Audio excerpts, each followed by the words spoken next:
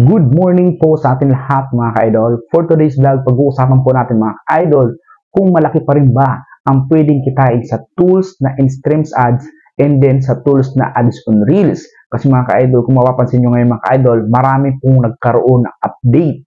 Pero syempre mga ka-idol, bago po natin yan pag-uusapan, gusto ko lang po magpasalamat sa mga tala senders natin sa mga video and then sa ating mga live.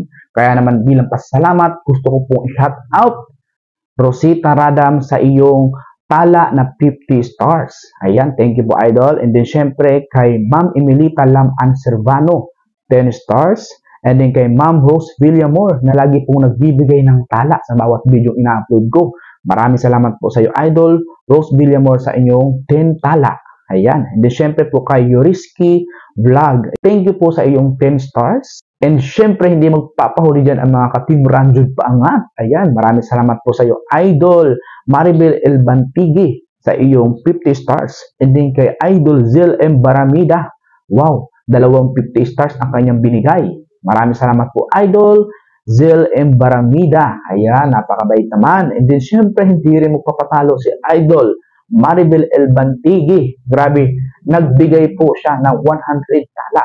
Nagpahabol po. So, total po siya na 150 tala. Wow, napakabait niyo po, Idol Maribel El Bantigi. And syempre mga ka-idol, nagpapasalamat po ako sa inyong lahat dahil sa patuloy niyong suporta sa aking Facebook page. Dahil kung wala po kayo mga ka-idol, wala rin po ako dito sa social media.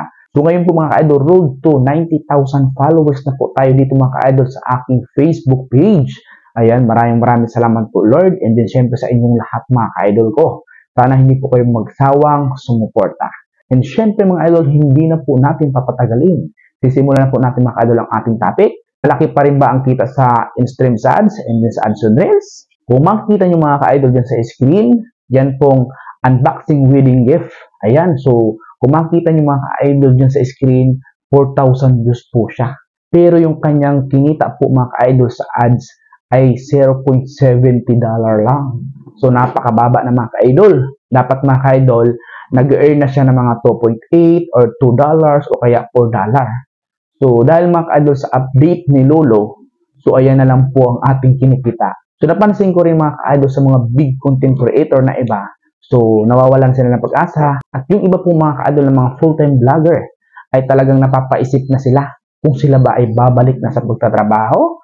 At yung iba naman po mga idol, dati humahataw sila sa pag-vlog, ngayon po humahataw na lang po ulit sila sa kanilang pag-uuti. Ayan, pag-overtime sa trabaho. Kasi nga mga ka-idol is talagang bumaba yung kita dito sa ating tools na in-stream ads. And then mga ka-idol sa ating ads on Reels, grabe. So mga ka-idol, kahit 10,000 views, $1 lang ang kanyang na-earn. Hindi gaya dati mga ka-idol na talagang yung 10,000 na yan ay nag-earn na po siya ng $5. So ngayon mga ka-idol, grabe, napakaliit na po ng pumapasok na earn sa ads on Reels din, ganoon din po sa in-stream ads. Dahil mga ka-idol, is per views na po siya. So, kawawa po tayong mga ka-idol.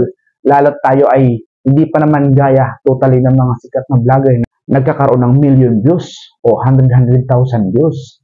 So, dati, umabot ako ng 100,000 views na sa mga long form video ko. Pero, yun talaga, ganito ang buhay, ups and down. So, noon, nasa taas tayo. Ngayon, bumaba. And darating yung araw, natataas din. Ganun din ikaw, idol. Kung nasa baba ngayon, darating yung araw, tataas ka rin. Kumbaga, hindi laging nasa taas. Pero syempre mga ka-idol, wag po kayong mawala ng pag-asa, wag po panghina ng loob. Dahil mga ka-idol, kahit paano, meron at meron pa rin po pumapasok na kita dito sa pag-vlog. At naniniwala ko mga ka-idol na hindi naman po siya habang buhay. Sa tingin ko, mas papagandahin pa yan ni Lolo. Siguro, baka ito ay pagsubok lamang. Dahil para sa akin, yung nakikita ko lang, dahil sa sobrang dami ng content creator, so hindi ko alam kung nalulugi ba talaga si Lolo or hindi, or may iba pang dahilan. So, dahil sa mga third party ginagawa, mga ganon. So, basta mga ka-idol, kung nalaman nyo man sa video ito na yung kitaan na lang sa in-stream ads on Reels ay bumaba dahil nawala yung ad CPM, dahil may binabayaran pa sa akin sana si Lolo dati sa quality ng video natin, sa topic ng video natin, kung maganda yung topic, so mas malaki ang ibinibigay pa ni Lolo na ad CPM. Pero ngayon, wala na siya. So, tinanggal yun ni Lolo. Pero, ganun pa mga ka-idol, sana huwag po kayo panghina ng loob.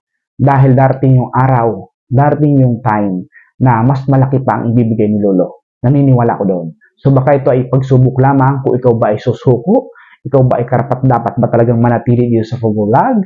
Kaya mga ka-idol, kung nalaman mo sa video ito na yung kitaan sa in-streams ads din sa ads on reels ay mababa na, sana po wag niyo pong ikahina ng loob yan dahil yan po ay sinabi ko lamang tanging katotohanan lang mga ka-idol. So, kung ako mga idol ay noon napaghingahan siyempre bilang full-time vlogger, so kailangan mga ka-idol is kumita ka ng kumita monthly. So, ngayon is, di ko alam, next month kung tayo ay kikita pa. So, buti na lang, meron po akong YouTube channel. Ayan po nasa screen. Sana suportahan nyo rin po ako sa aking YouTube channel, Ranjud YTV. Ayan. So, mga ka-idol, mas maganda na kapag kayo kumita dito sa Facebook, mas maganda mga ka-idol na mag-ipon kayo. So, kayo pumayag mga ka-idol na kapag kumita kayo, maliit man o malaki, inuubos nyo agad sa lahat ng mga luho. Mas maganda mga ka-idol na mag-ipon kayo para pag dumating yung time, tulad nitong mga ka-idol, talagang bumaba yung ating kitaan. So, meron po kayong ipon. At kung kayong mga ka-idol na mag-add ng source of income, mag-add ka ng business mo na pili mong pagkakakitaan, mas okay yun, idol. Kaya, idol, laban lang. And then, syempre, ipag-pray pa rin po natin mga ka-idol sa ating mahal na Panginoon na dumating yung panahon, dumating yung time na maging malakas po ulit yung ating kita dito sa social media. At darating yung araw na tayo rin ang makikilala dito sa buong mundo. Kaya huwag kang mawalan ng pag-asa, lakihan mo ng pangarap mo. Pangarap lang yan, huwag mo nang tipiran. Ayan. So yun lamang po mga idol, sana nagkaroon kayo ng idea sa video kong ito. At kung nagkaroon ka ng idea, huwag mong kakalimutan na i-click ang follow button dyan sa baba para lagi kang updated sa lahat ng i-upload ko dito ng mga tutorials, video. So yun lamang po, maraming salamat po sa inyo lahat. God bless you all po sa atin lahat.